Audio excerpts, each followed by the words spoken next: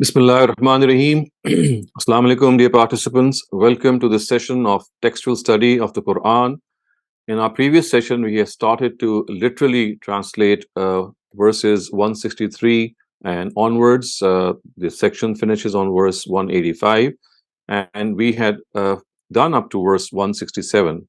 So let us now resume our literal translation for the remaining part. And once we are done with this, we will inshallah begin with the next part or the next section of verses. Bismillahir Rahmanir Rahim. Ya ayyuhan nas kulu mimma fil ardi halalan tayyiba. Ya ayyuhan nas, O people, kulu, eat, mimma, that from, fi, in, al ard, the earth, halalan, which is halal or which is lawful, tayyiba, which is pure. So the idiomatic translation would be eat which is lawful and pure from the earth. And I mean, of course, implying that whatever is lawful, whatever is pure, whatever is wholesome that you find in the earth is something that you can consume. وَلَا تَتَّبِعُوا خُطُوَاتِ الشَّيْطَانِ wa and la not. تَتَّبِعُوا, you follow. خُطُوَات, the ways. So it's the plural of khutwa. So khutwa means steps or way. So khutwa means the steps, a shaitan of Satan. And do not follow the steps of Satan. Innahu, inna, indeed, who is he referring to? Satan. Innahu, indeed he, lakum, la for kum, you. Indeed he for you, aduvun. Aduvun is enemy. Mubin, someone who is absolutely evident. He's your inveterate foe. So indeed he is your open enemy, he is your evident enemy, someone who that you can really recognize very easily. Innama, only, ya'murukum, he suggests to you, bisuwi, evil, wa and, al-fahsha, fahsha means lust and lewdness, wa and, that, taqulu, you say, alallahi, on God, ma, that, la, which, la is not, ta'lamun, you know. So he entices you, he suggests to you what is evil and what is fahsha. He suggests to you what is su and he suggests to you what is fahsha. So ba is basically a preposition which comes with the word ya'muru. So we know what prepositions are. They are letters or words which come with verbs, and verbs, they always use prepositions in order to connect themselves with objects which are the maf'ul. So innama ya'murukum bisu would mean that he only suggests to you what is evil and what is lustful, and that you say over God or on God that which you do not know. Ma, that, la, not, no, ta'lamun, no, which in other words means that you impute to God what you do not know.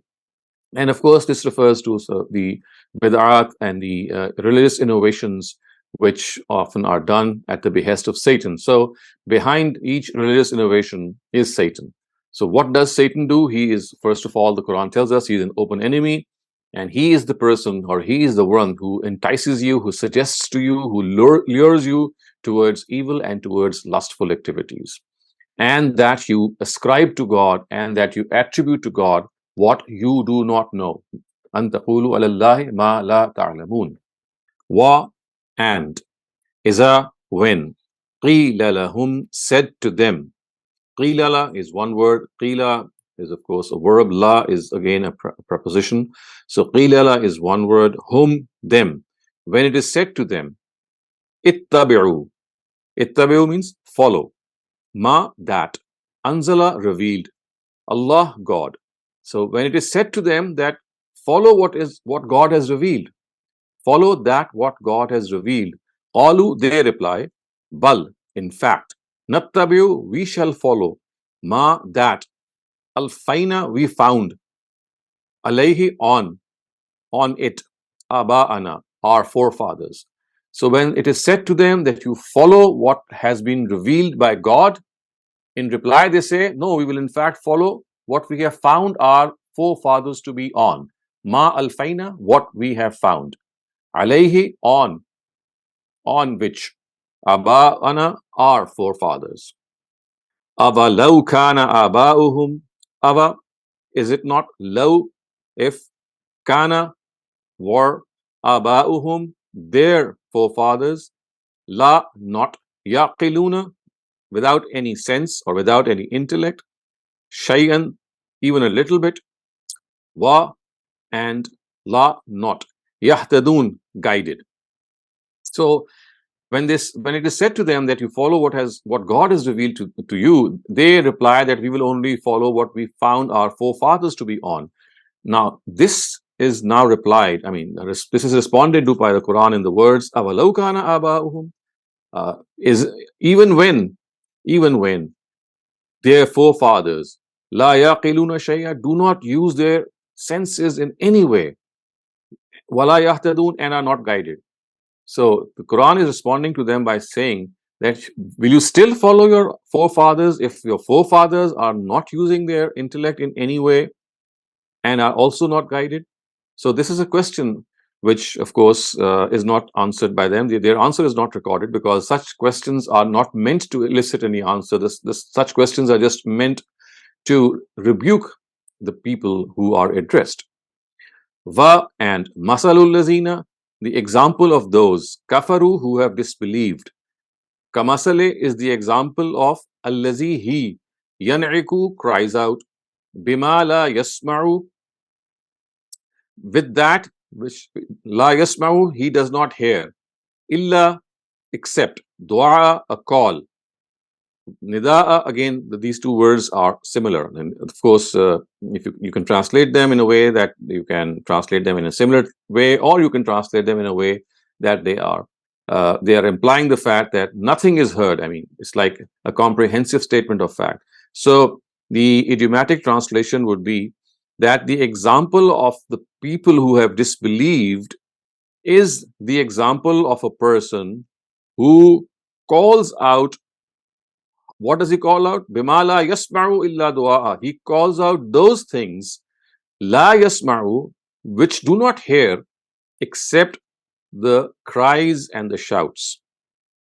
So it's in fact being said that the example of people who have disbelieved is the example of a person who calls out those people or those things who just hear the voices and the sounds, and that is all. They don't, I mean, they're just hearing voices and they're not understanding them.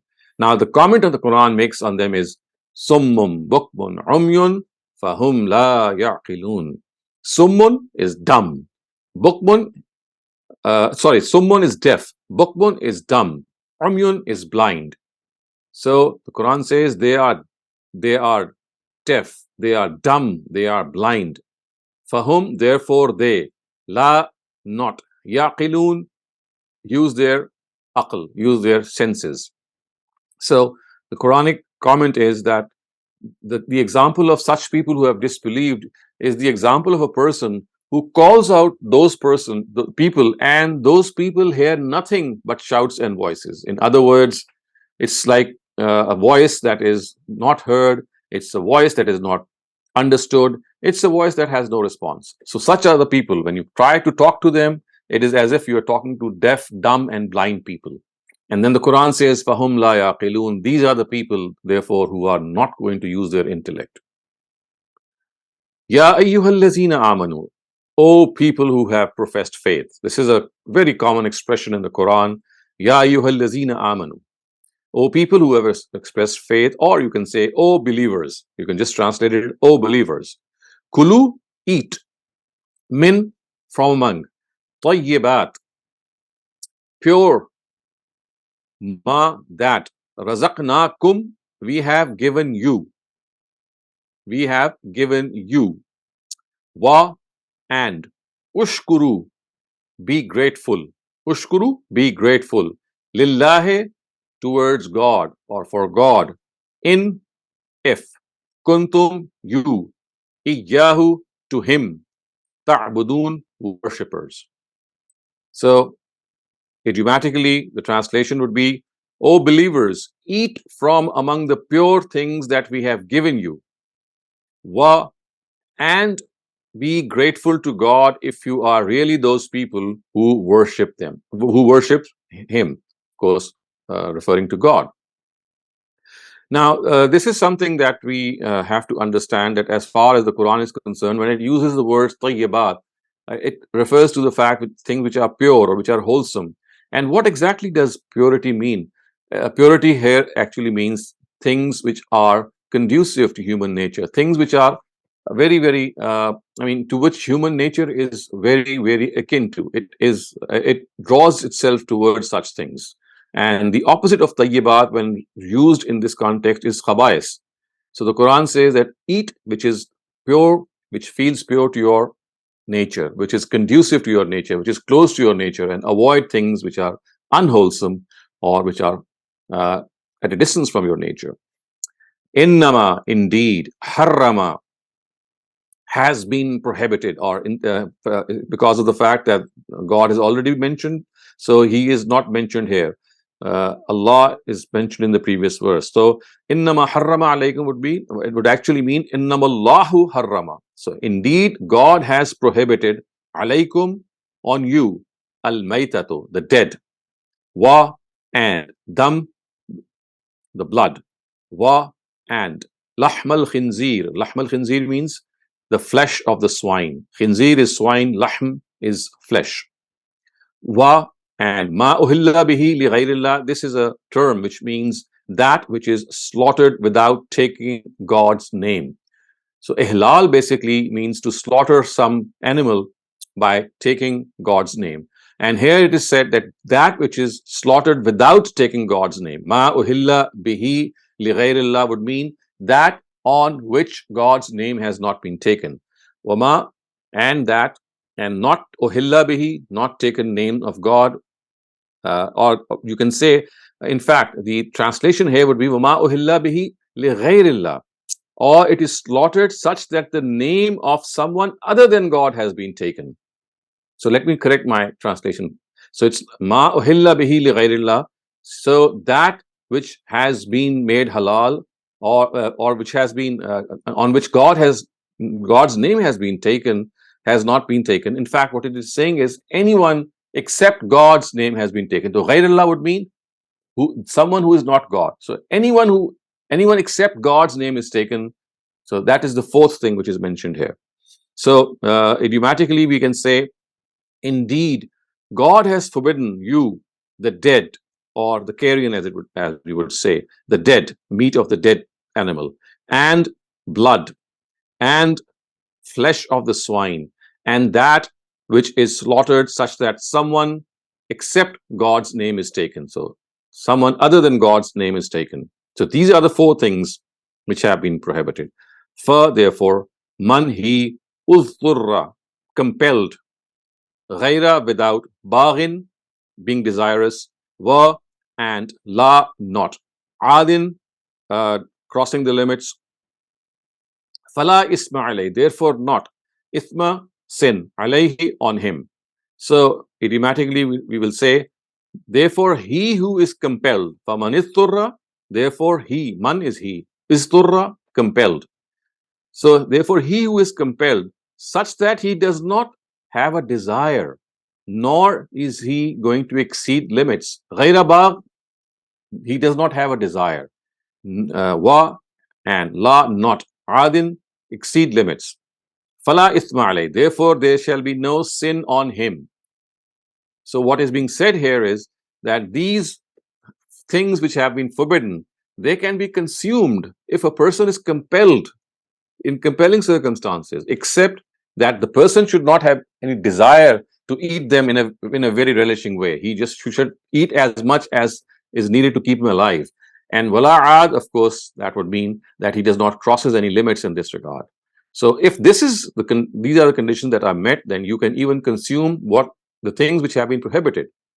So the Quran says, "Fala ithma alayhi," there is no sin. Ithm is sin, alayhi, on that person. Inna, indeed, Allah, God. Ghafur, forgiven. Rahim, merciful. So indeed, God is forgiving and merciful. This means that although all these four things have been expressly forbidden, but people who are driven to compulsion because of any situation such that they don't desire these things, not out of their want that they are having these things, nor do they cross limits by having them in excess. They are only eating as much as is needed to keep them alive. Then the Quran says that you can even consume these haram things, these forbidden things in compelling circumstances.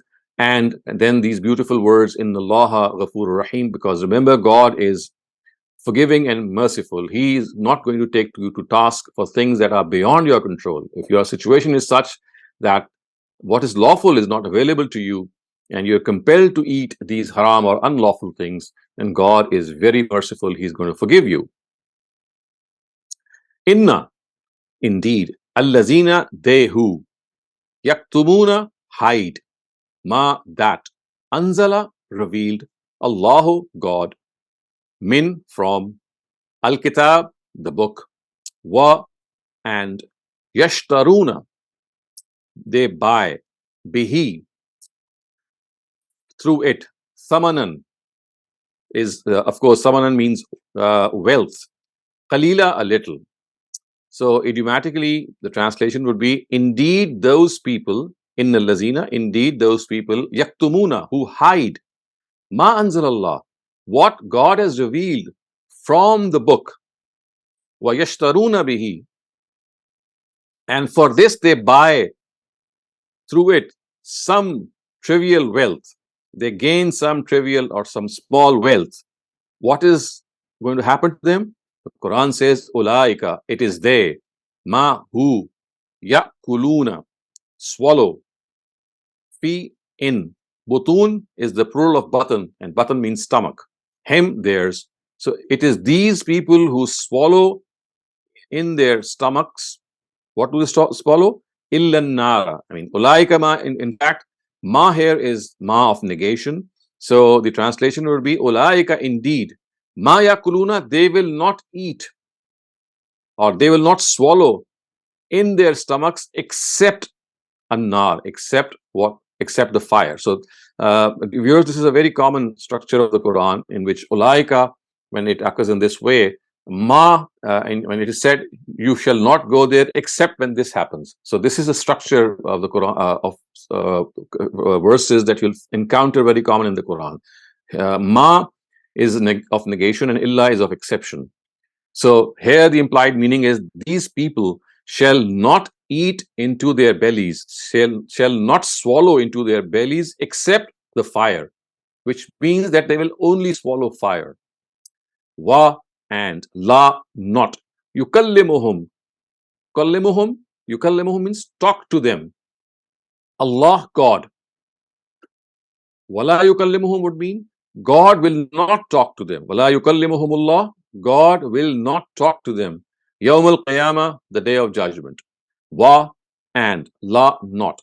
Yuzakkihim, he will also not purify them. Wa, and lahum, for them. Azab, torment. Aleem, grievous.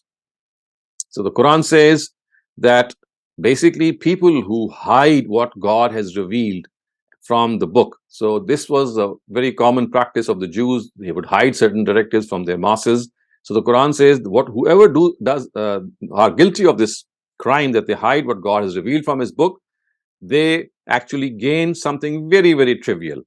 And these are the people who swallow only fire in their bellies, which means that on the day of judgment, their fate will be that they shall be consigned to the fire, to hellfire, and God shall not talk to them on the day of judgment. Neither will he purify them. And for them, walahum, for them, azabun alim, a grievous torment. Ulaika, it is they, allazina, who, ishtarau, bought, ad-dalala, misguidance, bil huda, in place of guidance, wa, and al-azaba, and they bought azab, they bought punishment, bil maghfirah, in place of forgiveness. So the Quran says these are the people who have bought misguidance in place of guidance, and they have bought punishment in place of maghfirah. The word ishtara is, of course, a word which is among the azdad. Azdad means a word which has opposite meanings as well. So it also means to buy, it also means to sell. And figuratively, it actually means to give preference to something. I mean, literally, it would mean to buy and to sell, either of the two meanings, depending on the context.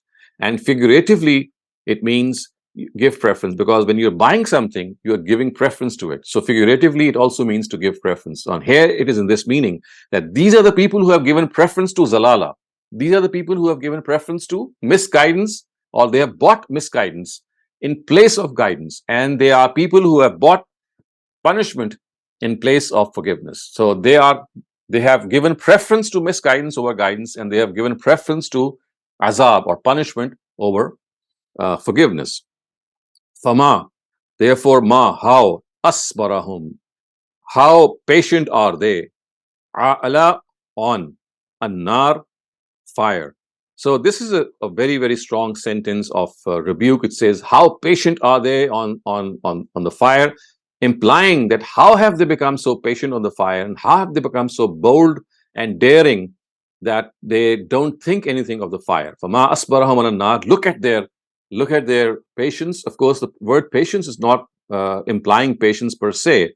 It is implying their reckless attitude, that they are absolutely fine with the annar, with the punishment. Fama asbarahum ala nar. Look how they are so content, and how they are so fine, and how they are so courageously accepting, okay, fine, we'll go to hell. So this is how the Quran has rebuked them. Zalika, this, bi anna Allah, because, be is because, this because, anna, that, Allah, God, nazzala, revealed, al-kitab, the book, bil haq, with truth. So just another point of caution that you might note, that the word nazzala is connected, of course, to haq, and ba is a preposition. So you see, at times what happens is that verbs and their prepositions are separated. It's not always that they come direct, and the prepositions don't always come right after the verbs. So here you can see an example that ba is a preposition and nazala is the verb, but ba occurs after another verb, which is kal kitab, and which is the maf'ul or the object. So the Quran says nazal al kitab bil haq. So the actual meaning would be that this will transpire, or this will happen. What will happen? What has been stated in the previous verse. Why will it happen? Because God has revealed his book with the truth. Wa, and, inna, indeed, allazina, they who, ikhtalafu, differed. Ikhtilaf is the word that we also use in our own language, in the Urdu language. It means to have a difference. Fil kitab, in the book. La is also a particle of emphasis. So we can say that it's emphasizing what the word fi says. So fi actually means in. So when we say la fi, it would be indeed in, something which is definite to be in. So la fi is particle, la is in particle, which is emphasizing the meaning of fi. Shiqaqim ba'id. Shiqaq is enmity or obstinacy. Ba'id means something which is extreme. So indeed, indeed people who have differed in the book, they are the ones who have gone far in their enmity, in their obstinacy, in their stubbornness. Now comes that beautiful verse that is known as the verse of bir, the verse of loyalty. So this is one long verse. It says, Laysa al-birra an tuwallu wujuhakum. Laysa, not. Al-birra, loyalty. Tuwallu, you face. Wujuhakum, wujuh is the plural of wajh, and wajh means face. Kum is your. So loyalty is not that you turn towards. In fact, here idiomatically we can say, Laysal birra an tuwallu wujuhakum. Walla yuwallu would mean that you face something. So tuwallu, you face. Wujuhakum means your face. So loyalty is not that you turn your face. That is again an idiomatic translation. Loyalty is not that you turn your face. Qibla al-mashriq. Qibla is towards. Qibla, towards. Al-mashriq, east. Wa, and. Al-maghrib, west. So loyalty is not that you turn your faces. So because the word wujuh is the plural of wajh, so we will translate it in the plural. So loyalty is not that you turn your faces towards the east and towards the west. Walakin al birra. But walakinna is one word. Walakinna is but. Al birra, loyalty. Loyalty is the loyalty of what? Man amana billahi. He who professes faith in God. Amana billah, professes faith in God. And the day of judgment, which is al yawm al akhir. Wa and al malaika, the angels. Wa and al kitab, the book. Wa and al nabiyyin, the prophets. And it's a plural word, so the singular would be al nabi. So the comment that the Quran is making is that loyalty is not that you turn your faces towards east and west, but loyalty is the loyalty of the person who believes in God, he believes in the last day, he believes in the angels. Malaika is the plural of malak. Malak. So malak is the singular, malaika is its plural. So and in the book and in the prophets. Now the verse is continuing. Wa and ata, he gave. Al mal, the wealth or his wealth. Ala, in spite. Hubbihi, his love for it. His need for it also could be translated. His love for it or his need for it. And where does he give that? Zawil qurba, to his near of kin. Wa and al yatama, the orphans. So yatim is the singular of this word and the plural is yatama. Wa and al masakin. Masakin is the plural of miskin and it means the destitute or the needy. Wa and ibn as-sabil, it means the traveler. Literally it means son of the path. As-sabil is the path and ibn is the son. This is a very common practice in the Arabic language, that the word ibn as-sabil is referring to the traveler. Of course, literally it means the son of the path or son of the way, son of the road, or whatever you can call the word sabil. And this is like saying that, well, he is someone who is taken to traveling. So in fact, ibn as-sabil means the traveler. So the Quran says that real loyalty is the loyalty of people who profess faith in these things which I have just named, and a person and the loyalty of that person who gives his wealth in spite of his love for it, in spite of his need for it. Allah hubbihi. And where does he give? To the needy. So to the zawil qurba, which is to his kin, and to the orphans, and to the needy, and to the travelers. Wa, and this continue, wasailina, and to the askers, people who ask. Wa, and firriqab, fi is in, ar-riqab is neck. So the implied meaning is, and people who ask, I mean, which means that there are certain people which are implied earlier on by the word miskin, that they are destitute, but they don't come to you to ask. You have to go to them. And as Sailin are also destitute, but the difference between them and the miskin are that they come over and ask you. They take a step further. And wafir riqab, and in the next. Now this is of course a very concise expression. It actually means to emancipate the necks, to release the necks, and that would mean fi fakkir riqab, to release the necks, of course, implying to relieve people or to emancipate people from the yoke of slavery. And now the verse is still continuing. Wa and aqama. Aqama salah actually is one word which means who adhere to the salah. Adhere. Aqama here means to adhere. As-salah, of course, the prayer. Wa and ata, pay. Az-zakat, zakat. So the translation would be and they who, or he who adheres to the prayer and pays zakat.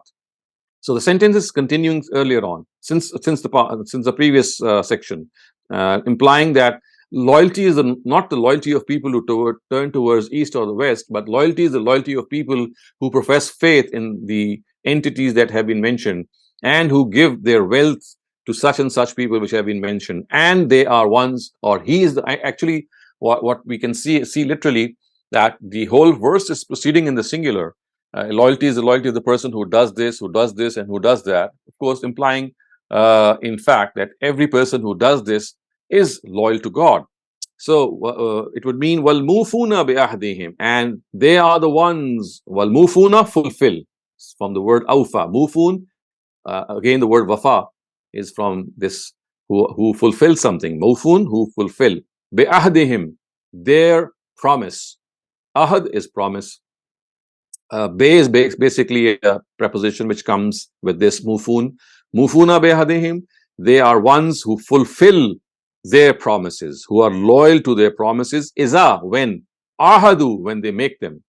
So implying that whenever they make them, they are loyal to their promises. They don't go back on their word.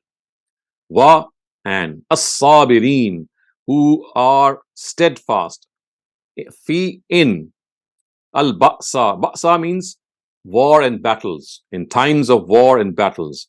Dharra, ba'sa and dharra. Dharra means people. In fact, we can the translation. I'm sorry, I need to revise my translation. Ba'sa means people who are pushed to a certain limit. So ba'sa would mean people who are pushed to certain limits in certain circumstances. And dharra means when they are in some sort of bother, implying sickness. And hinal ba's, and at a time of war. Hina is time, ba's is war.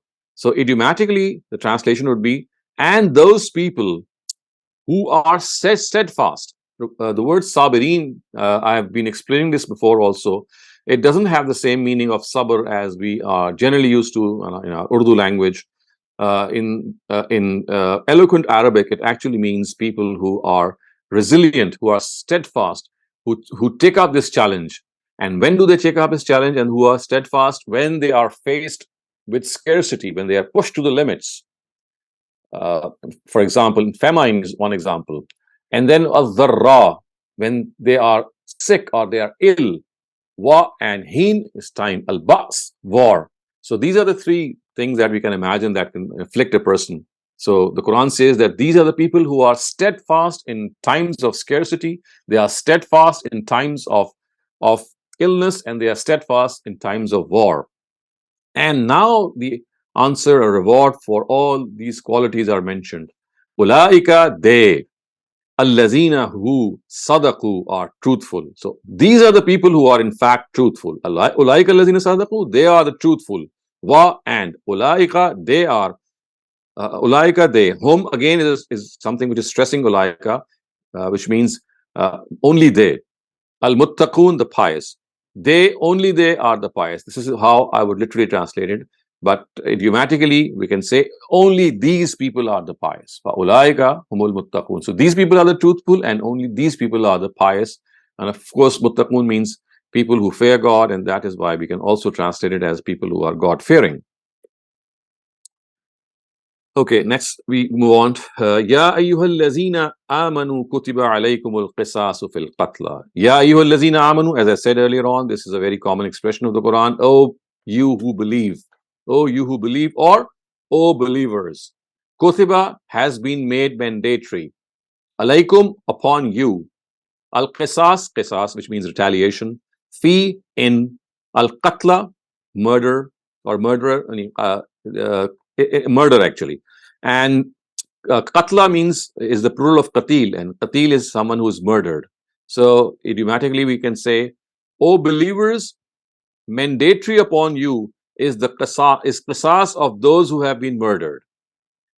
Or ya ayyuhallazina amanu kutiba alaykumul qisasu fil qatla. O believers, it is mandatory upon you to take the qisas of those those who are murdered in cases of murder. Al-hurru bil-hurri. Al-hurr means free person. Bil-hurri, in place of the free person. Al-abd is slave. Bil-abd, in place of the slave. Va, and. Al-untha is woman. Bil-unsa, in place of the woman. So what is implied here is that the person who is free, that same person shall be killed in place of the free person.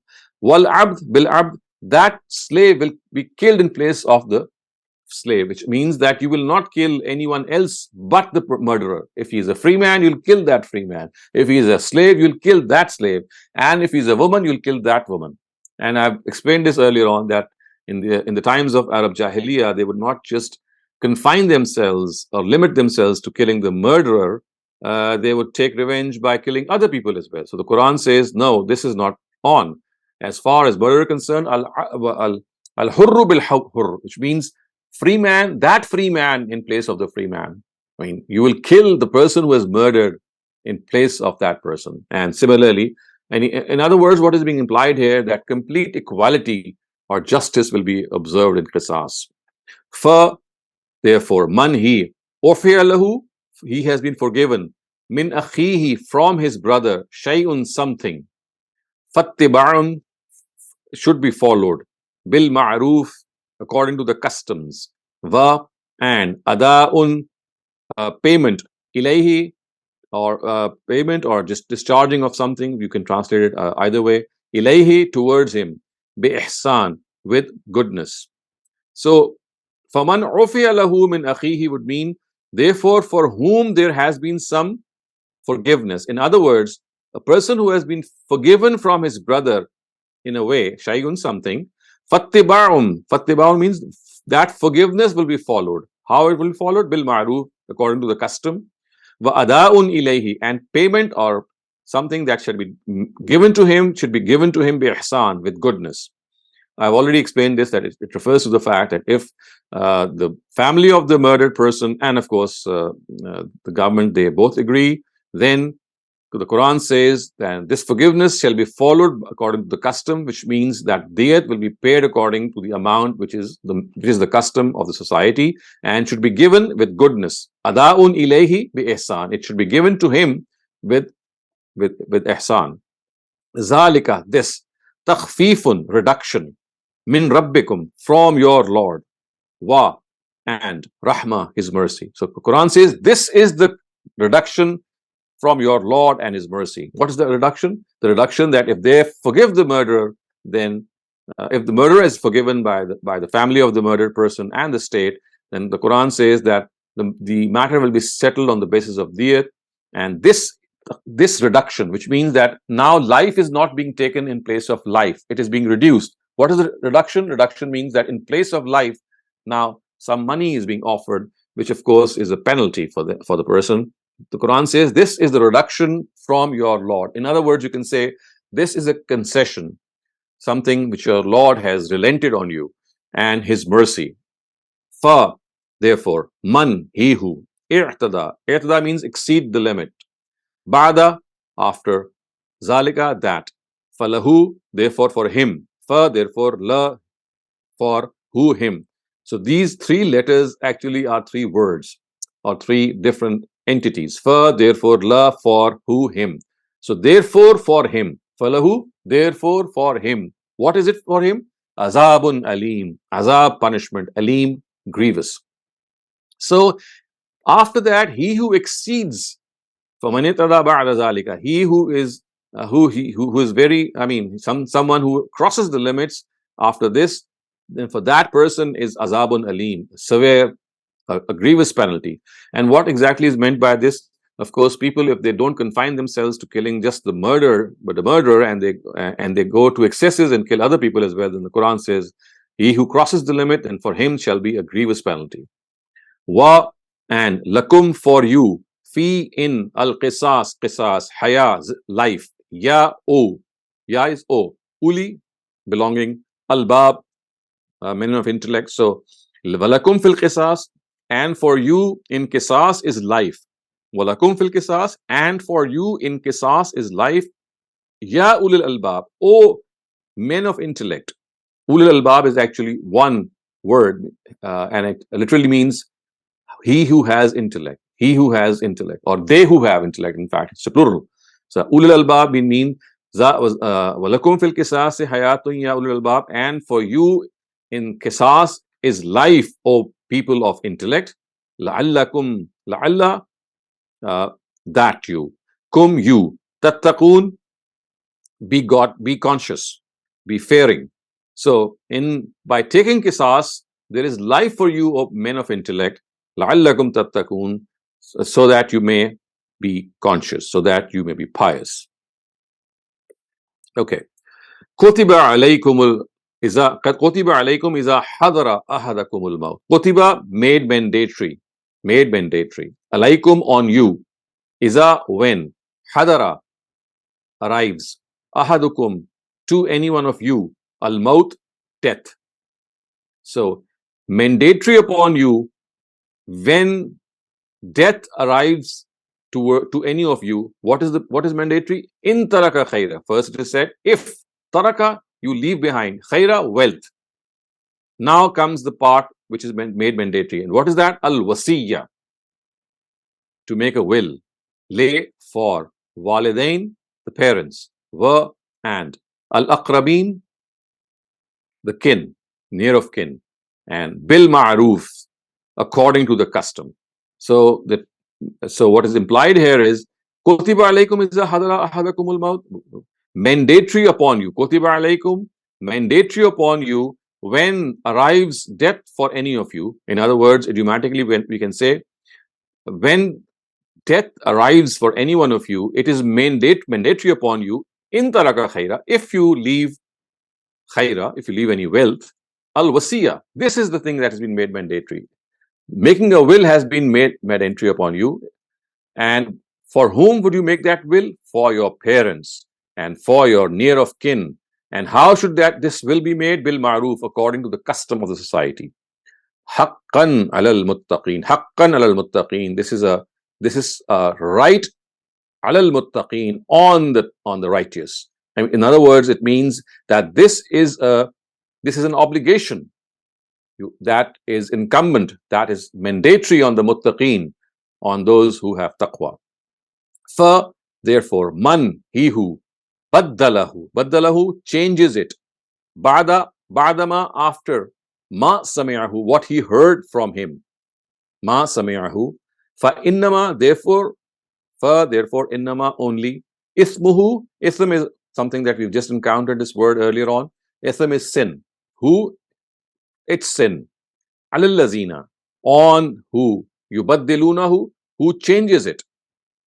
So it means that a person who alters the will, فَمَنْ بَدَّلَهُ بَعْدَ مَا سَمِعَهُ, he who changes it, baddalahu, who is referring to the will.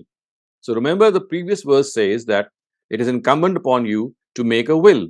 And because in those times, people would generally make a will in the oral form, and people who would be around them would listen to this will and communicate it to other people. So it was not always written down. So people who would hear the will, it is said that فَمَنْ بَدَّلَهُ بَعْدَ مَا سَمِعَهُ, they who changed this will after they heard it, بَعْدَ مَا سَمِعَهُ, after they heard it, فَإِنَّمَا, therefore, إِثْمُهُ, its sin, عَلَى الَّذِينَ يُبَدِّلُونَ, will be on those people who have changed it, not on the person who has made the will, because the people who heard the will, now they are guilty of altering that will. Inna, indeed, Allah, God, as-sami'un, listener, who listens, Alim, who has knowledge. So, indeed, God is someone who listens and has knowledge. Therefore, man, he, khafa, feared, min, from, musin, person who makes the wasiyah. Janafan. Janafan means partiality. Aw, or, ithman, some evil, some injustice. So, faman khafa min musin janafan aw isman would mean he who fears from a person who makes a will any partiality or any injustice. Fa aslaha bainahum, therefore aslaha, reforms, bainahum, between them. Fala, therefore not, isma. Again, this word is repeated a number of times in these verses. Ism is evil. Fala isma, fala, therefore not ism alayhi, on him. So therefore there is no sin on him. Inna, indeed, Allah, God, Ghafur, forgiving, Rahim, merciful. So what is being said here is, first of all, it was said that people who make a will is a mandatory thing, and if it is not written down and people are hearing it, then of course you have to understand that people who hear this will, if they alter it, then the sin is on people who alter it. Alallazina yubaddilunahu, they who alter the will, then the sin of that altered will would be on them, not on the person who had made the will. However, it says, فَمَنْ خَافَ مِنْ مُوسٍ جَنَفًا, and a person who fears any partiality or injustice from the person who makes a will, and he makes them sit down and has them mend their ways. فَأَصْلَحَ بَيْنَهُمْ, he reforms them. فَلَا إِثْمَ عَلَيْهِ, then there is no sin on him. إِنَّ اللَّهَ غَفُورٌ رَحِيمٌ, indeed God is forgiving and ever merciful. Ya ayyuhallazina amanu. Ya ayyuhallazina amanu, you can see this pattern being repeated. O you who believed. Kutiba, made mandatory. Alaykum, upon you. As-siyam, the fast. Kama, the way. Kutiba, it was made mandatory. Ala, on. Allazina, those who. Min qablikum, before you. La'allakum, so that you. Tattaqun, are conscious or have taqwa. So, O you who believe, mandatory upon you is the fast, the way it was mandatory, kama kutiba, the way it was mandatory, alallazina min qablikum, on those who were before you, alallazina, on those who, min qablikum is one word which means before, and kum is you, before you, la'allakum, so that you, tattaqun, you fear God, or you who become conscious. Ayyamam ma'dudat. Ayyam is the plural of yawm, and ayyam is, of course, is a plural meaning days. Ma'dudat, numbered. The implied meaning here is these are few days. Ayyam ma'dudat, these are days that can be counted. Faman, therefore he, kana, is minkum, from among you, maridan, mariz is, of course, sick, aw is or, ala safar, he is on a journey. Fa'iddatun, iddatun means, so therefore the count, min, in, ayyamin ukhar, in other days. So this is a slightly concise construction, but the implication here is that he among you who is a mariz, who is sick, or he who is traveling, fa'iddatun, then the count, min ayyamin ukhar, should be completed in other days. Although the word completed, of course, is not mentioned here, but it is implied here. Fa'iddatun min ayyamin ukhar, then the count for him is to be completed in ayyamin ukhar, in other days. Wa, and alallazina, on he, yutiqunahu, who has the capacity. Fidyatun, yutiqunahu would mean who has the capacity to feed a needy, because the word is yutiqunahu, to feed ta'am. Fidyatun, ransom, fidya. Ta'amu miskin, ta'am is food. Miskin, of course is destitute. Then the idiomatic translation would be, then those who have the strength, those who have the capacity to feed a needy, they must feed a needy. Alallazina yutiqunahu fidyatu ta'am miskin. Again, the sentence is not complete. I mean, this is left again to the translation, and this is a very common feature of Arabic. Literally, the translation would be, and he who has the capacity to do it, fidyatun ta'amu miskin, who has the capacity to feed it, then for him is the fidya of the needy. For him is to feed the needy. Faman tatawwa'a, and in fact we can say that the sentence is wa 'alal lazina yutiqunahu fidyatun ta'amu miskin. Then he who have the capacity, or in fact, because this is a plural, and they who have the capacity to feed a needy, then they must feed a needy. Alal lazina yutiqunahu fidyatun ta'amu miskin. Faman, therefore he, therefore man, he. Tatawwa means to do something, something which is supererogative, something which is extra. Khairan, good. Faman tatawwa khairan would mean, then he would like to do something extra, something more. Fahuwa, therefore for him. Khair, better. Lahu, that thing. So meaning that anyone who would like to do something more, something even more, something extra. Faman tatawwa khairan, he would like to do some good which is extra. Faman, therefore he, tatawwaha, something which is extra, something which is beyond the obligatory, and that, of course, is some good. So meaning would be anyone who would like to do something good which is more than what is required. Fahuwa khairul lahu, then that is something which is good for him. And then the Quran says, wa, on that, tasumu, you fast, khairul lakum, is better for you, if kuntum, you, ta'lamun, know. So Quran says that if you fast instead of deferring your fast, or if you, instead of giving fidya, and it is much better that you fast instead of giving fidya, if you know, in kuntum ta'lamun. Shahru Ramadan allazi unzila fihi al-Qur'an. Shahr, month. Ramadan, Ramadan. So Shahru Ramadan would mean the month of Ramadan. Allazi, that which. Unzila, revealed. Fihe, in it. Fi is in, he is it. So the month of Ramadan is one in which was revealed. What was revealed? Al-Qur'an, the Quran. Hudan, Hudan lin nas, as guidance for people. Hudan lin nas. Wa, and bayyinatim min al-huda, and something which is prominent from guidance. Wa, and al-Furqan, which is extremely Furqan means something which distinguishes right from wrong. So for the idiomatic translation would be that it is the month of Ramadan in which the Quran was revealed. Shahru Ramadan allazi unzila fihi al-Quran. It is the month of Ramadan in which the Quran was revealed. Hudal linnas, as a book of guidance. Wa bayyinatim min al-huda wal furqan. So it is something which has manifest arguments from Huda and from Furqan. Guidance for mankind in the form of manifest arguments, and a guidance also as a means of distinguishing right from wrong. So this is what is being implied here, that the guidance is such that it is a means for distinguishing right from wrong. And of course, these are the arguments which are also extremely manifest. Bayyinati min al-huda, they are absolutely evident. For therefore, man, he, shahida, was present, minkum, among you, ash-shahra, in this month, falyasumhu, he must fast.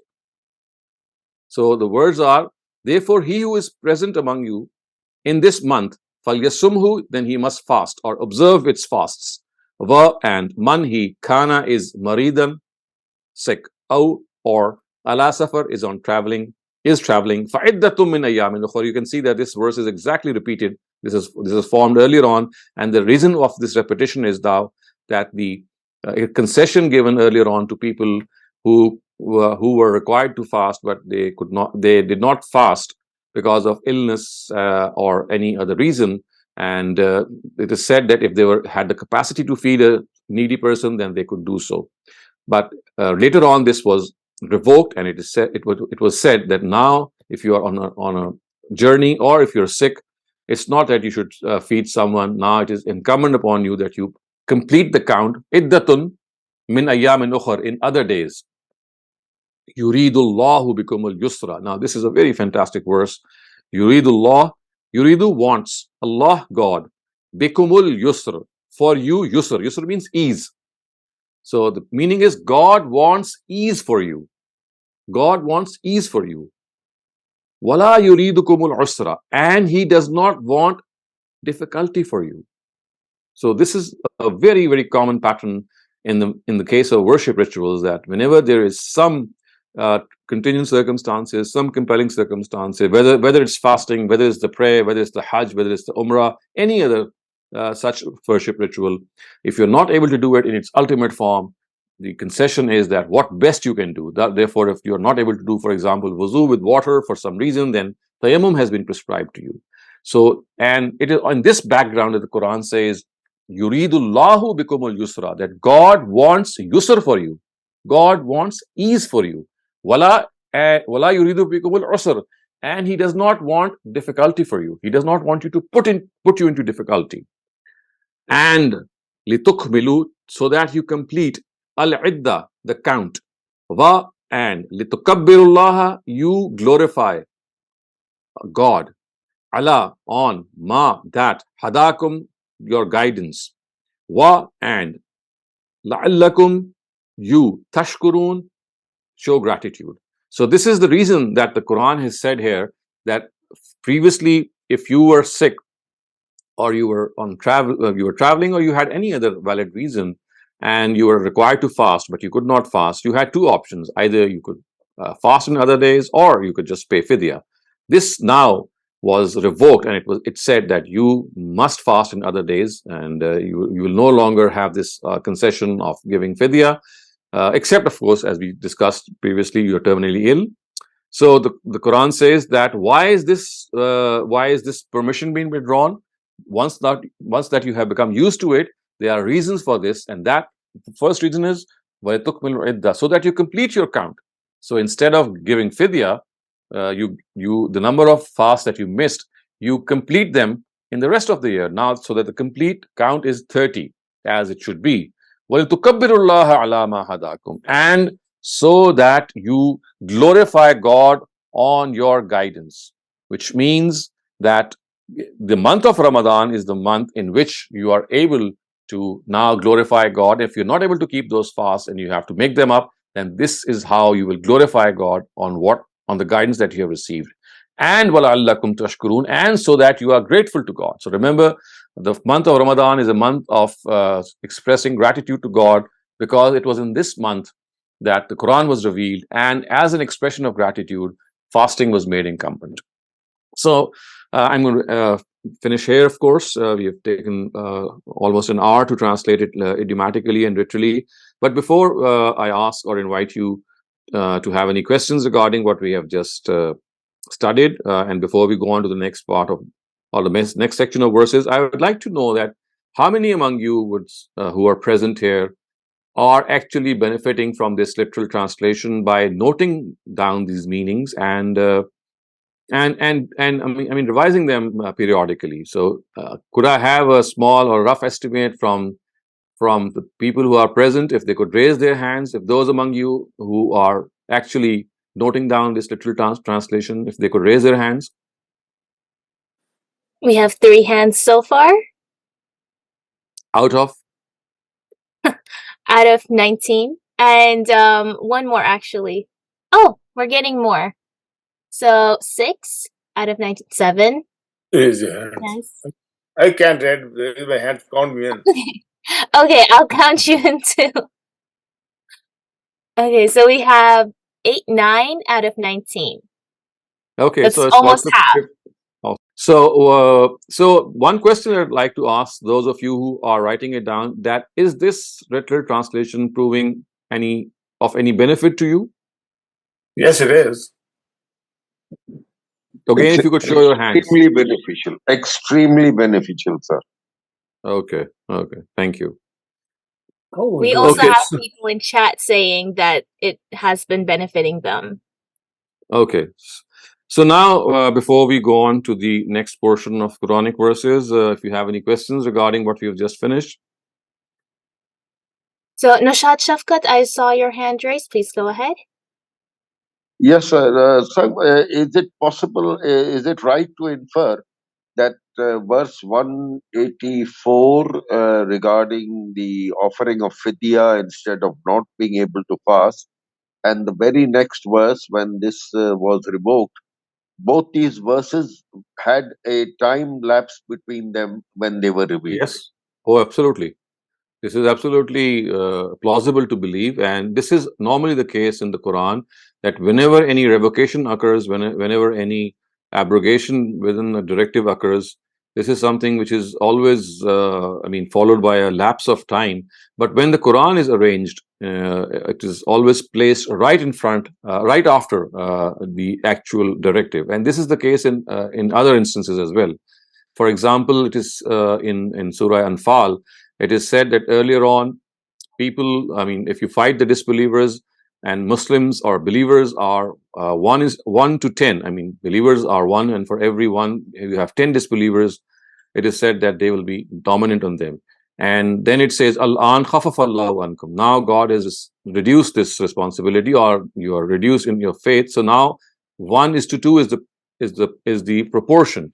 Now, actually, what would have occurred would be that initially, of course, 1:10 was the ratio which carried on for a substantial amount of time, because the Sahaba were fighting. But later on, this was reduced to 1:2, because now new people who did not have that level of faith entered into the fold of Islam, and the reduction as a result took place. So we can clearly see that this was something which happened over a period of time. But this is a practice, I would say, or the Sunnah of the Quran, I would say that the pattern which the Almighty has wrought in the Quran, that they are placed absolutely adjacent, but this should not give us this impression that it happened immediately. It's only the fact that they are placed adjacent that has to be noted. Yes, sir. A question with regard to your explanation. You said that the Sahaba were present and therefore the ratio of 1:10 was there, and then it was reduced to 1:2. But the Quran was revealed. While the Quran was being revealed, the Sahaba were still around, weren't they? They were around, but you see, more people with lesser faith were entering the fold of Islam. I mean, not every person who was entering became a Sahabi. Remember that? So Sahaba are people who spent substantial amount of time in the company of Prophet Muhammad.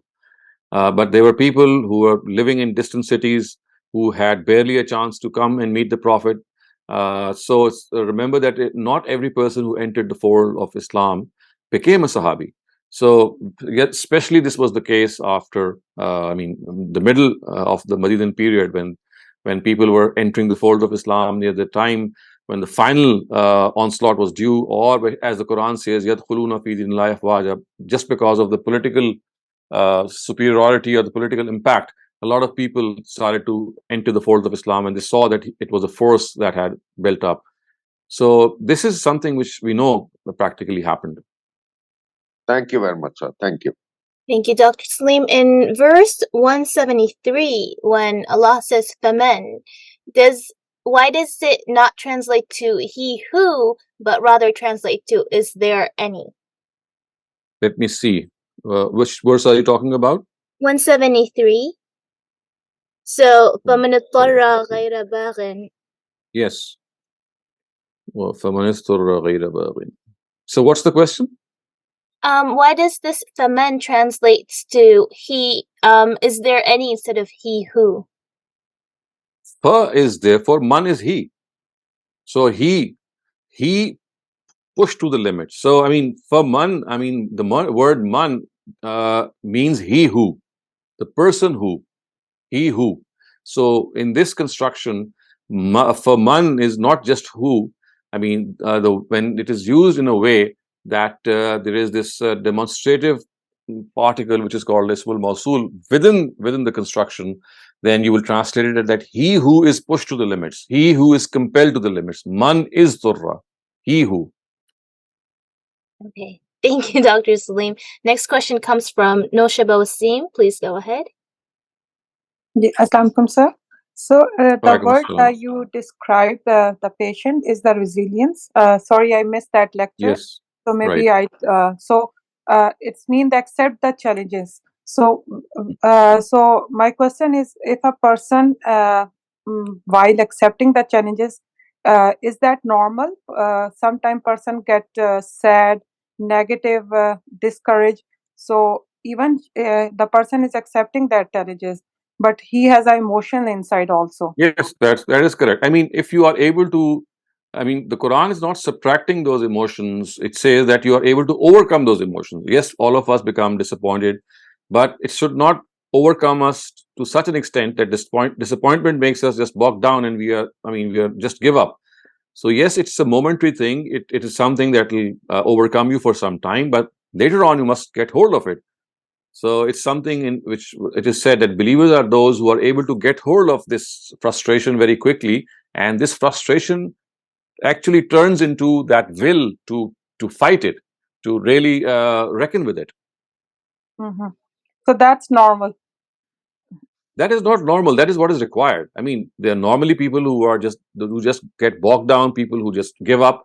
The Quran is actually inspiring people that in the face of adversity, in the face of difficulty, yes, you might get disappointed, you might get frustrated, but this should not be for such a long period of time that you are overcome by it and you just give up on life. If you are overcome with despondency, with despair, this is but natural because all of us are human beings. But very soon we should be able to conquer it. We should be able to overcome it. Mm-hmm. Okay, thank you. So I have another question, but I will ask later on. Thank you. Yeah, you can Okay. raise your hand again for the second round. Shaban Ansari, please go ahead. Doctor साहब अस्सलाम वालेकुम मैंने वमा उहिल्ला ली गैरिल्लाह के लिए का पूछना था कि जो हमारे सोसाइटी में जो रिवाज या वो मजहबी रसूम है तो उसमें वो एक कंफ्यूजन मुझे कि वो ये कहते हैं कि गैर अल्लाह के नाम पर न्याज़ें वगैरह करते हैं या ये बात कहते हैं कि उनके सवाब के लिए हम दे रहे हैं तो ये कंफ्यूजन मुझे है, थोड़ी सी ये मुझे बता दें कि ये वो So क्या people करते हैं? actually, people who actually make these offerings, they say that they are slaughtering that animal in the name of that person. So they dedicate that person to that entity, or that animal to that entity, I would say. For example, they would classically in the times of the Prophet, they would say that they are dedicating this animal to Lat, to Manat, to Uzza, to such an angel, because they regarded angels to be the daughters of God. So this is what the classical shirk was, that they were not allowed to do so. So by analogy, today, if we dedicate that slaughtered animal to any person, I mean, to any person who is not God, it would not be allowed or lawful for us to consume the meat of that animal. लेकिन अगर वो ये कहें कि हम उनके सवाब के लिए कर रहे हैं, ये ज़िबा कर रहे I हैं mean, या ये that is cheese they a रहे हैं, meaningless thing. That is another thing. If they think that they are doing so in order to, I mean, send any, as you said, that is basically for, giving them some reward or asking God to reward them for this. This is what we call as Isale Sawab. So this is something different. If they say so, then you don't have to regard this meat to be unlawful. It's as long as it is not dedicated to that person, if it is fine.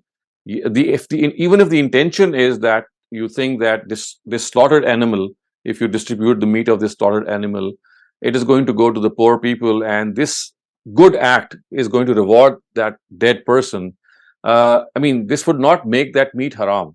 Yes, it is something which is still unjustified, because you cannot transfer the reward from one to the other. This would not make it haram. But it would be something wrongful. Haram is only when, or unlawful is only when, you are specifically saying that the slaughtered animal is slaughtered for that deity, for that entity, for that person, whoever that may be. Sir ये भी clear हो गया, क्योंकि वो ईसाले सवाब का और ये गैर अल्लाह के उस पर मुझे Yeah, these क्लियर are नहीं two हो रहा। different. So therefore, if ठीक you have to have this distinction, then it is also better to ask those people themselves, and they'll let you know what exactly are they offering that animal for. ठीक सही, thank you sir, बहुत शुक्रिया। Shabnam, you're up next. Please go ahead. Thank you Maryam. Sir, हमने एक previous session में पढ़ा था सफ़ा और मरवा अल्लाह की निशानियों में से हैं, और आपने बताया कि इन दोनों में से, मतलब मुझे याद नहीं कौन सी पहाड़ी पर हज़रत इब्राहिम ने हज़रत इस्माइल को पेश किया था कुर्बानी के लिए, और सही जो हम करते हैं वो भी उसी की याद कुछ है, उसका रिचुअल जो ये है।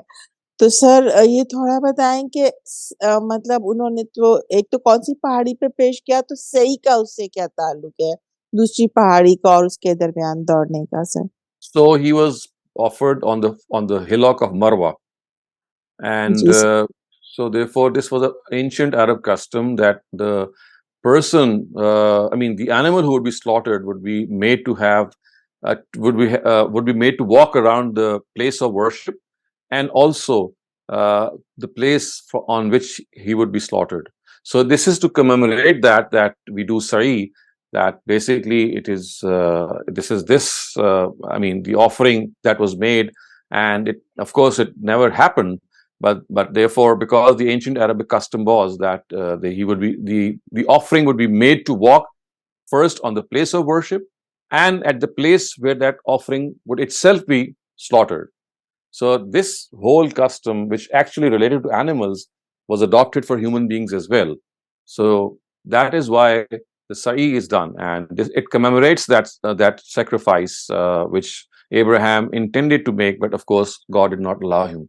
And in the first place, God never had this intention to make him sacrifice his son. Thank you, sir. Thank you very much. Okay, Dr. Saleem, I have a question of my own. So when in ayah 172, the tayyibati ma razaqnakum, you said the purity is something that, people are, that it's like clean food that people are used to, but that can change based on where you are. And I'm not saying, something niche like frogs or whatever. I mean, things like insects. Some cultures love eating insects, while others, like, I feel grossed out. So how would you still define purity without going into So, whatever? I mean, it refers to this human nature, which is, I mean, human nature which is not averse to things. And you see, when you study human nature, you would not study it periodically or a short period of span of time for some small territory.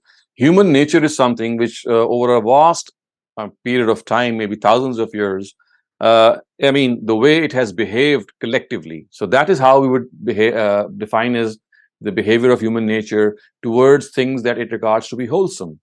So, I mean, it's not, I mean, you just cannot say that humanity as a whole, as a collectivity, has taken to eating insects, or, for example, things like cockroaches, or things like lizards.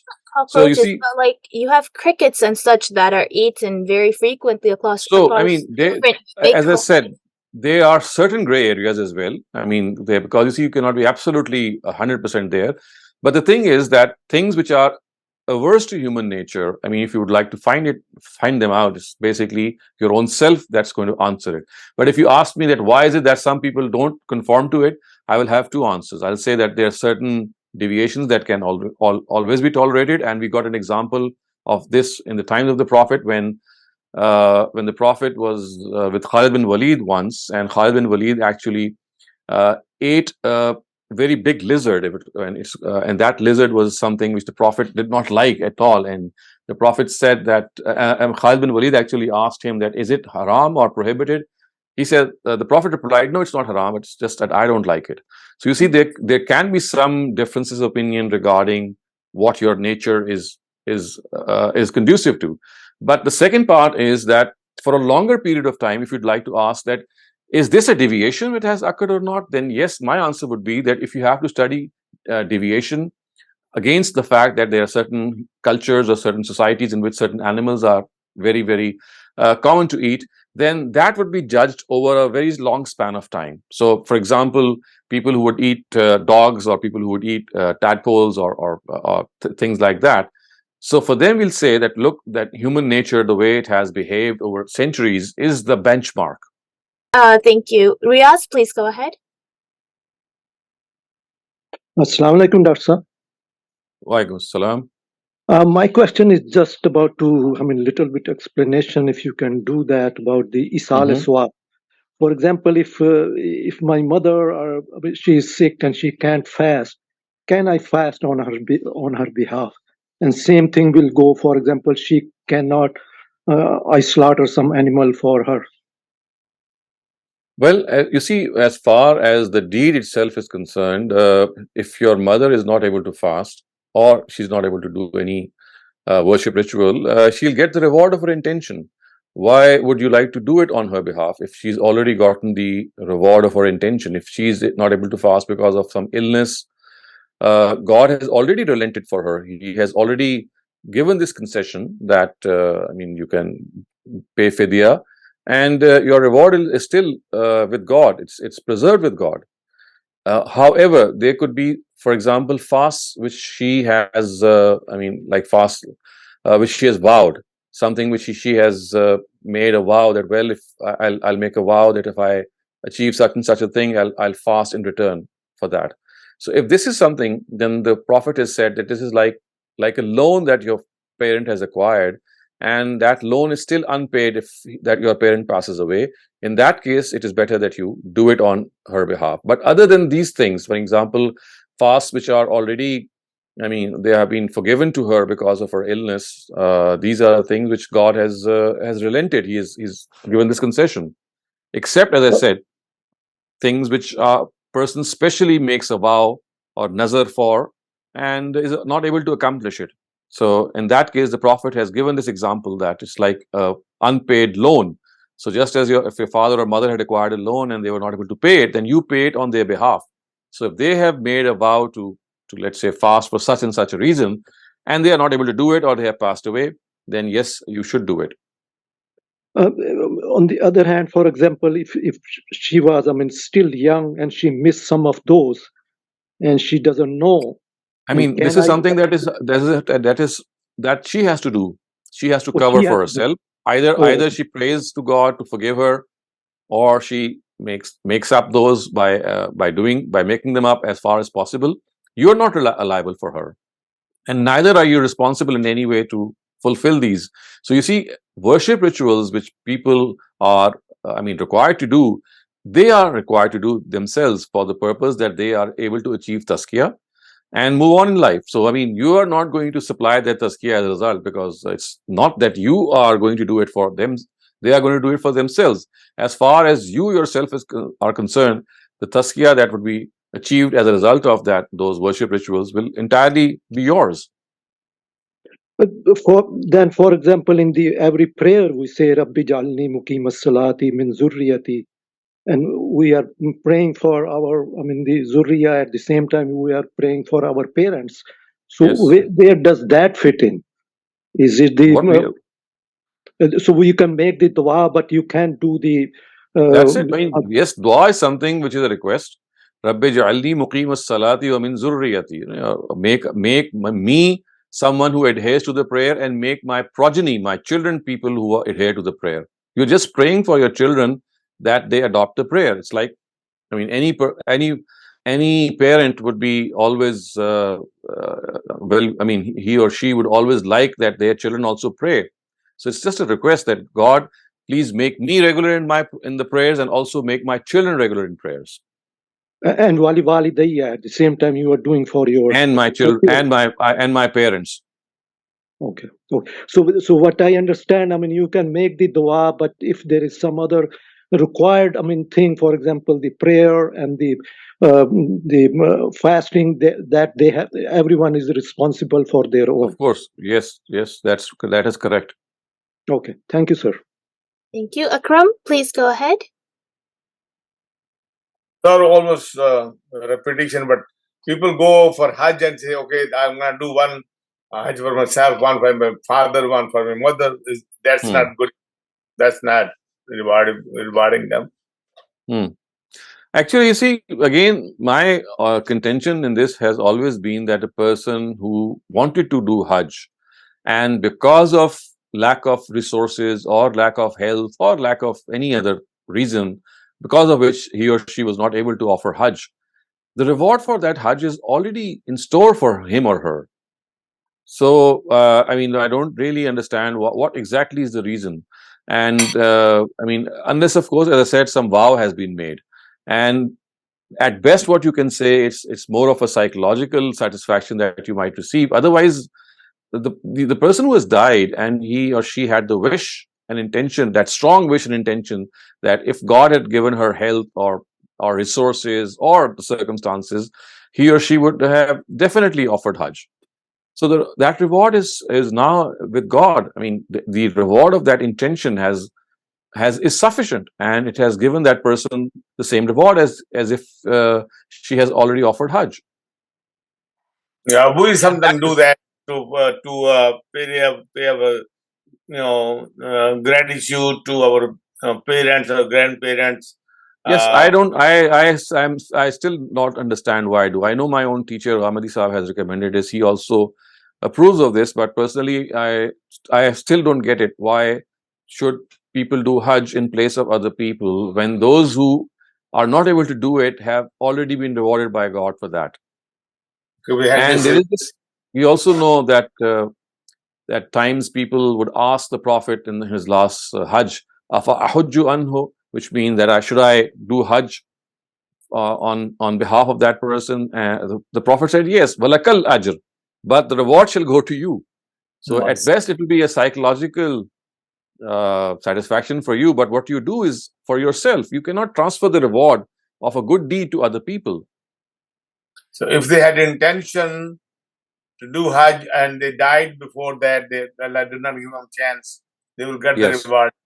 That's what I think. That is exactly what my understanding of worship rituals is, that whatever you do, you will be rewarded for that intention if you were not able to do it in spite of trying your very best to attempt it. Thank you very much. Thank you, Dr. Saleem. This question in the chat is asking, why did Ibrahim take Ismail between Safa and Marwa? Was that a need or a directive of God? Marwa is a slightly high place, and he just chose that place. That you see, the way you might see Marwa and Safa today is different from they were in the times of the Prophet. There was two small hills, and a better word for them would be hillocks, small hills. I mean, they're like slightly raised, elevated places. So it's very natural that you choose a place, and it seemed that this was a place where he went and he could see and spot the Kaaba from there, and he wanted to see and spot the Kaaba, and he placed him while facing the Kaaba or the house of God. So it's just a question that he chose a place that was slightly raised, and from that place he could actually see the Kaaba. Thank you, Dr. Saleem. We're going to take our last two questions, and then that's it for the day. Nosha Bawasim, please go ahead. Sir, my question is regarding the wasiyat. Like, is it compulsory for every person to make a wasiyat before the person die? Well, we have already discussed this, that the verse that is now found in Surah Baqarah was revealed before the law of inheritance had been revealed. So in that case, when the law of inheritance had not been revealed, the Quran had asked every single person who was leaving behind wealth to make a wasiyah in favor of their kins and their relatives and their parents. Once the law of inheritance was revealed, the Quran says that it was no longer required for people to make a wasiyah in favor of their heirs, because God has already specified that. However, for other reasons, you can still make a wasiyah. For example, if you would like to give in charity, and I mean, you would like that some money that is being left over, or even if you have money that you would like to spend on other people, for that you still need to write a wasiyah, and it is a very commendable thing. So wasiyah in favor of the heirs has been revoked, and that too with certain exceptions. But wasiyah in general is still something which we can do.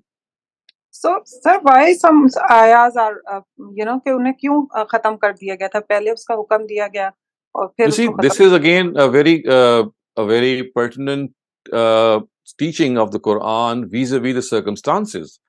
I mean, Arabs were used to things in a certain way, and in order to give them a new directive, the ground had to be made level, so to speak, and they had to make. I mean, it had to be made. They had to make themselves comfortable with something new. So they were not used to certain things. So initially, certain things were given in a way that people would become used to in a very gradual way, and then new directive was given. So this is how there are many other directives of the Quran, and that is why precisely in one narrative, Hazrat Aisha says that had this directive of, for example, she has said that if adultery had been immediately, I mean, proscribed, and people, or let me say it another way, if drinking was something that you would have immediately taken up, and people would have stopped on that immediately, they would not have done so, because they were so used to drinking alcohol, and so it was proscribed gradually. So you see, this is a very important teaching, that we have to understand that the society that we are living to is prone to certain behaviors, to certain attitudes, and it can only gradually come out of those attitudes. If you do it in a sudden way, they are not going to accept it. So human nature is such that you have to take a gradual way, make a gradual way for things which are deeply rooted. So deeply rooted things always need a gradual change. So that's mean like if we have some kind of bad habit, so or something like which I need to leave that kind of thing. So it's okay if I leave that thing with gradually, not all in one. It depends. As I said, it depends on the thing itself. I mean, it depends on the thing itself. And I mean, if you're talking about, for example, alcohol consumption of drink, yes, obviously the target is to leave drinking or to consume alcohol. But for that, a person might not be able to do it immediately. So if he is gradually given a small, I mean, you can, for example, propose to that person that you can slowly and surely come out of it. Of course, that is something that can be attempted. Thank you, sir. Thank you very much. Shaban Ansari, last question of the day. Please go ahead. Doctor साहब आपसे ये पूछना है कि कुछ sea foods हैं जिसको अब हमारी सोसाइटी में भी लोग खाते हैं, जैसे केवियार या सुशी वगैरह, या रेयर लिवर, ऊपर से बस हल्की सी वो हो जाती है अंदर से कच्ची. इसके बारे में क्या ये क्या ग्रे एरिया है? किस में आता है ये? मतलब हराम तो नहीं कह सकते इसको, या क्या इसके बारे में मुझे नहीं समझ आती, इसका कुछ You see, एक्सप्लेन कर। what we have to understand is that beasts, which are savage beasts, for example, which are carnivorous, who tear open their prey and eat its meat, are the ones that have been prohibited. Like, for example, if you take the example of land animals, lions, tigers, birds like vultures and eagles, because these are savage beasts which tear open their prey either through their claws or through their teeth. And if you, by analogy, apply it on other creatures, especially like creatures who live in the sea, a stark example is the shark. The shark tears apart its prey, and it also consumes the meat of that prey. So it's exactly the same as a tiger or a lion is in the case of land. So this, by analogy, is very clear. Of course, there are other animals which are absolutely very clear, and you can know that they are carnivorous. They are animals which are beasts. They are savage beasts. So all such animals, the meat of all such animals should be abstained from. And as you said, there could be certain gray areas, and of course that is again a matter of ijtihad, and there could be a difference of opinion in this as well.